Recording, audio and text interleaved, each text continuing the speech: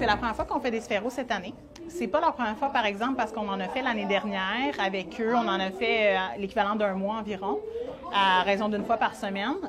Donc là, je leur propose une activité qu'on a fait l'année dernière avec un niveau de difficulté de plus.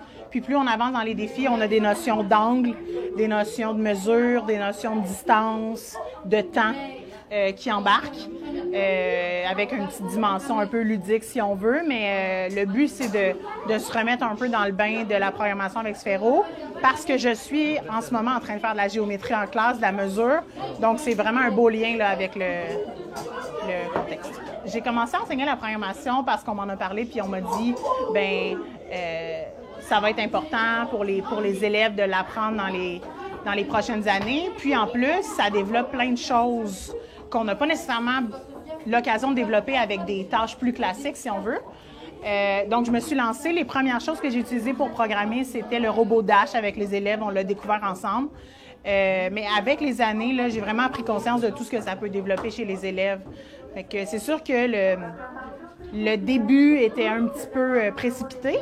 On m'a dit, vas-y, essaie. Moi, j'essaie les choses qu'on me propose. Fait que voilà, fait que ça fait à peu près 5 ans là, de ça. Sinon, l'année dernière, par exemple, ils avaient une journée de programmation où ils devaient faire un projet de leur choix. Puis, c'est vraiment là, des belles réussites quand ça vient d'eux, puis les voir réussir sans que moi, je leur ai tout expliqué comment le faire. Parce que dans les tâches classiques d'enseignement, mais parfois, il va falloir que je leur enseigne comment le faire. Dans ce cas-ci, c'est comme s'ils s'enseignaient à eux-mêmes, puis moi, je suis là pour les supporter. Mais quand ils réalisent que ça vient d'eux, ce qu'ils ont réussi, mais ça, c'est les plus grandes réussites, là. L'activité qu'on fait aujourd'hui, on va avoir des notions de mathématiques un peu, travail d'équipe, bien sûr, collaboration, communication orale. Mais dépendant de l'activité de programmation, on peut avoir l'écriture qui embarque quand on a une histoire à créer. L'année dernière, j'avais une élève qui utilisait Sphero puis qui a fait un projet qui avait un lien avec une carte du monde. Donc là, on touche l'univers social. Mais des compétences les plus fréquemment travaillées, résolution de problèmes, communication orale, mener un projet à terme, bien sûr. Tout ce qui touche les mathématiques, là, c'est tout le temps là. Fait que voilà. Est-ce que tu auras un conseil à donner à un enseignant qui ne veut pas faire de programmation avec ses élèves?